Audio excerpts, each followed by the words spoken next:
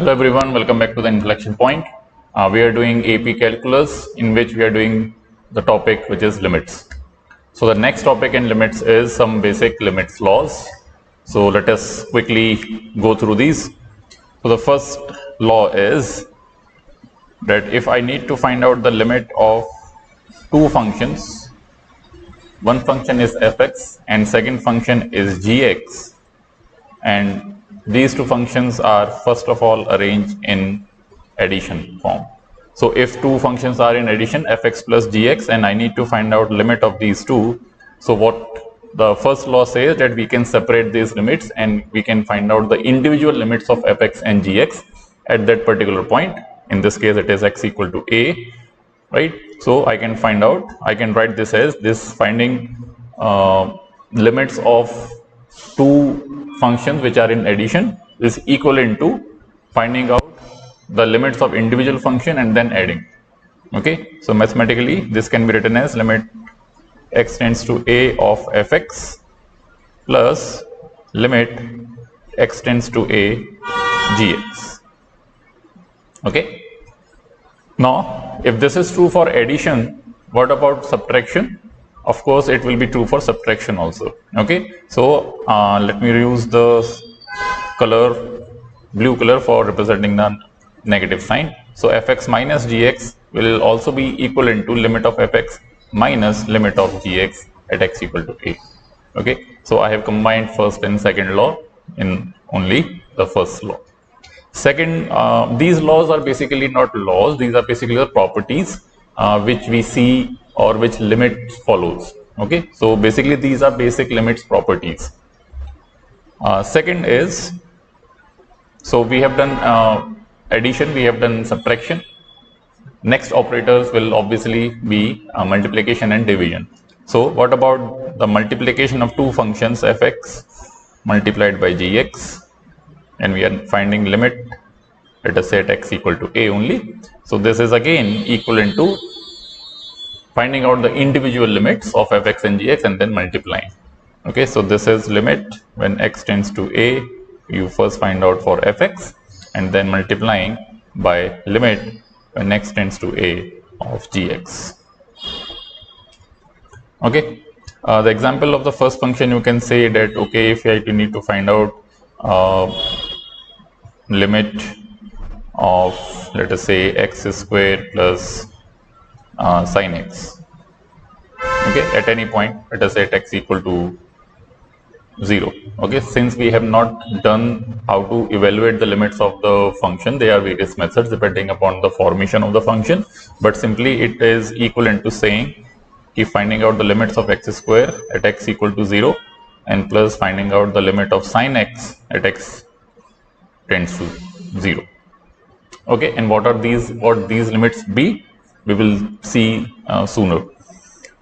Right, similarly, if there are two functions in multiplication, let us say example limit x tends to 0, not 0, let us consider any point 1, and we have this time x and then e raised to power x, right? So there are two different functions, one is algebraic and second is exponential. So what we do is we can evaluate limit of x when x tends to 1 multiplied by limit of e raised to power x when x tends to 1. Right, and it is easier to find out these individual limits because x multiplied by e raised to power x is again a function, but that function is a complicated because it is going through exponential rate also and linear rate also, and what that combination will affect the shape of the graph, that I mean we cannot find out directly by looking at the curve, okay, or the function. So logically it seems that it is very difficult to deal with x e raised to power x, but using the properties we can deal. As far as evaluating the limits of the function is concerned, we can separately find out limits of these basic functions, which is one is a linear function and second is exponential function. Okay, so let's come to the third property, which is again the fourth arithmetic operator, which is division. So what about the division? So if two functions are in division, one is fx and second is gx, and then I am evaluating their limits when x tends to a. So again, this is equivalent to that these limits can be separated to numerator and denominator. So x limit of fx when x tends to a upon limit when x tends to a of gx. But here is a condition that in the denominator, this denominator should not come out to be 0. So here is a condition, just like the condition we deal with defining the rational function, that any rational number can be represented in the form of p upon q, where q is not equal to 0. So in the same way, whenever we deal with any type of functions which is fx upon gx or any form of mathematical, you can say algebraic expression, then we always provide some condition that the denominator should not be equal to 0. So in the same way, we need to provide a condition here, and what that condition is, that provided that limit of gx, whatever you are evaluating, this should not be equal to 0. Okay, this you can see here. Okay, so these are three properties, and there is one more property, and which is related to the composite function. So if there is a function which is defined as fg, right? Normally we also say this as f og, and sometimes we write this as f of gx. Okay, f of gx or simply fg. Okay, this is one and the same thing. Now I need to find out the limit of this f gx when x tends to a. Now this is equivalent to, this is very important, that this is equal to, if you are able to find out the limit of this gx, whatever was the initial input to the function which was gx, not initial input, what was the input to the final function which was f, right? So initial input is x, the output is the gx, and then this gx becomes the input to the final function which is f. So if you are able to find out the limit of that gx, right, and then take its composition. So this is a property that this, the limits follow as far as the composition of two function is concerned, right? So f of limit of gx when x tends to a, and again there is a condition. What is that condition? We will deal this later on when we will deal with continuity. Okay, because the condition that I am here to provide is, going to provide is that the limit of this gx, provided limit gx, whatever value you are getting at x equal to a tends to a, that f must be continuous at limit of gx. Okay, so I should read like this, that this property holds only when f, the final function f, this outside function, this must be continuous at whatever you are evaluating the limit. Okay, this will give you some value, so at that value f must be continuous, then only this property holds. Okay, so these are the four basic laws or basic limit properties that you should remember. If I need to give example of this for the last property, suppose let us say that let f or any function, I should not write this as f, let we have we need to evaluate limit when x tends to 0 of e raised to power x square.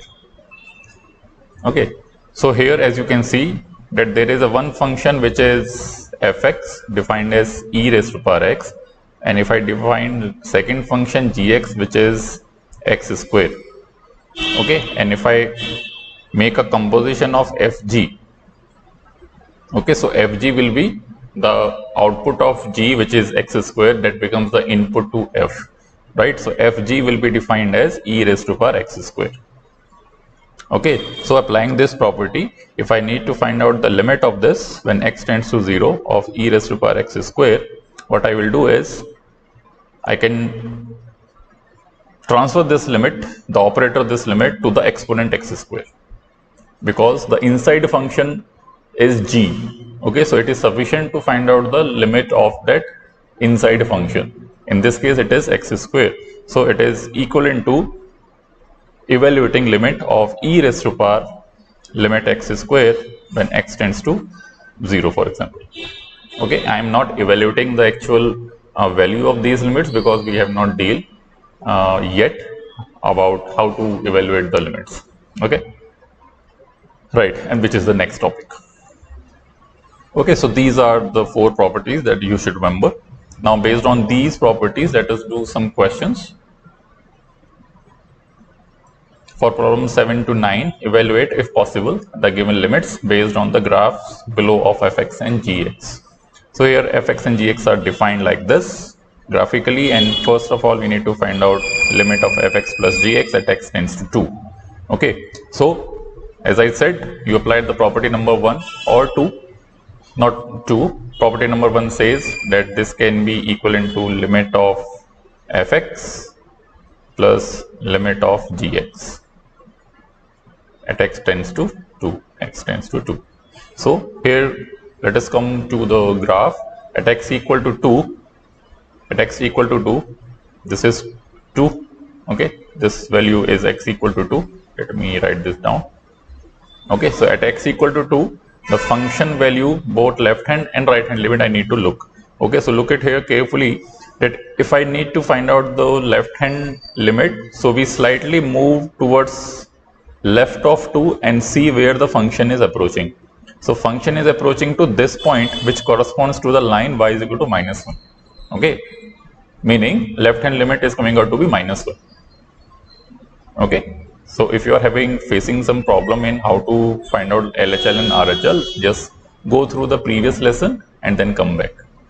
Okay, and I also recommend that you please pause the video and then try to answer these questions and just match your answers. Okay, so left hand limit is coming out to be 2. Now what about the right hand limit? So if I move slightly towards right of 2, I will be on this graph, and again slightly greater than 2, the graph is again approaching to the point -1. Okay, so as you can see here clearly that there is no break in the graph. Whenever there is a break in the graph, I mean, then the limit will not exist. Okay, as I told in the last lesson, right? So both LHL and RHL are coming out to be -1. So this is -1 minus 1 is equal to -2. This is the answer for A part. Okay. Next, what about 8th, fx dot gx? So this is the property for multiplication. So you again find out limit of fx. This is question number 8. So limit when x tends to 0 multiplied by limit when x tends to 0 for gx. Now come to the point 0. This is the point 0. Okay. Now left hand limit is 0. As you can see here, this is a continuous graph. There is no break in the graph. So left hand limit function is approaching to 0 and slightly towards right of 0. Again the function is approaching 0. So on this graph, LHL and RHL both are approaching to 0 when we move closer to point 0. Okay, I think I should not repeat this again and again. I should simply say LHL and RHL. So both of these values are coming out to be 0. So 0 multiplied by 0 is obviously 0. 9th part is limit fx upon gx, which is equal to limit of fx over limit of gx at point x tends to -1, x tends to -1. So now let's come to -1. Here it is -1, this point is -1. Okay, so as you can see here, there is a break in the graph, right? So before -1, the value of function is +1. It is approaching to +1, and after this it is approaching to -1. So both LHL and RHL are not equal. In this case, limit of fx does not exist, right? And if any of these two functions limit does not exist, if any individual limit does not exist, that means the whole fx upon gx, I can surely say that the limit does not exist. So it is sufficient to evaluate not evaluate, to find out whether any one of the two exists or not. If any one of the two does not exist, so the whole fx upon gx does not exist. So I should write this as dne. And for practice point of view, if I need to find out limit for gx at x equal to -1, so here it is -1, as you can see here. So it is slightly quarter of 1. Okay, the graph is continuous at x equal to -1, so I am getting this value of y, right? And it is slightly less than, you can say, 50%. So approximately it will come out to be let us say 0.25 or 0.3.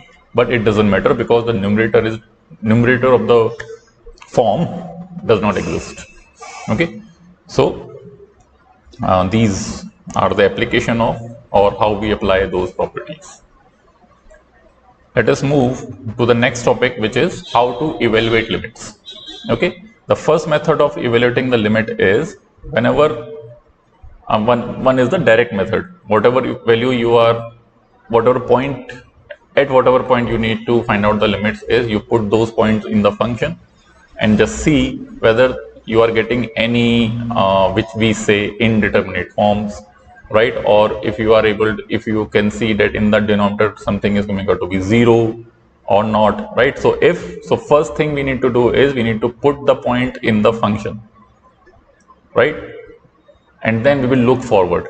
If there is some unusual type of values coming, then we will deal it later on.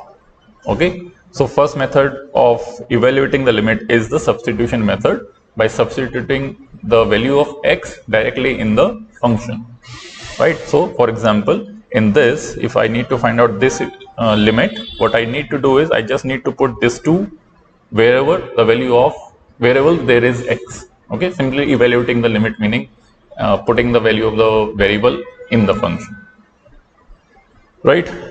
And how this method works is because this is a polynomial function, and polynomial function in particular, this is a quadratic function. It is a U-shaped curve, and U-shaped curve is all continuous, as we know. Okay, forget about the continuity or testing about the topic continuity. Okay, just by knowing the basic knowledge of the graph, we can say whether the graph is breaking anywhere between the domain or not, right? So this graph is always continuous, so there is no as such point which is doubtful. Okay, I call those points as doubtful cases, where we need to evaluate the limits. Okay, where there are chances that the graph will break. So hence, if I take this x square minus 4x plus 9, this is continuous, and there are no such doubtful values of x where the function is not defined, right? So any polynomial function is defined for all values of x, so there is no point of checking those doubtful points. So what will be the limiting values? The limit will be equivalent to the value of the function. Okay, so this limit x square minus 4x plus 9 will be equal to the value of the function at x equal to 2. So this will be 4 minus 4 into 2 plus 9. So this is minus 8. 9 minus 8 is plus 1, 4 plus 1 is 5. Okay, so this is, suppose this is the graph and x equal to 2 is lying here. So y value is, limit is coming out to be 9. That means the value of the function is coming out to be 9 because there is no break in the graph. Okay, this I have repeated so many times. So this will be the limit.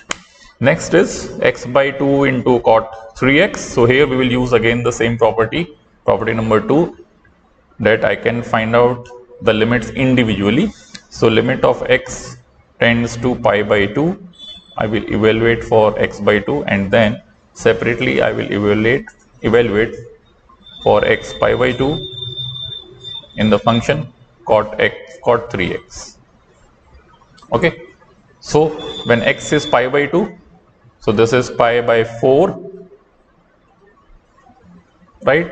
And limit of cot 3x, meaning cot 3 pi by 2. What is cot 3 pi by 2?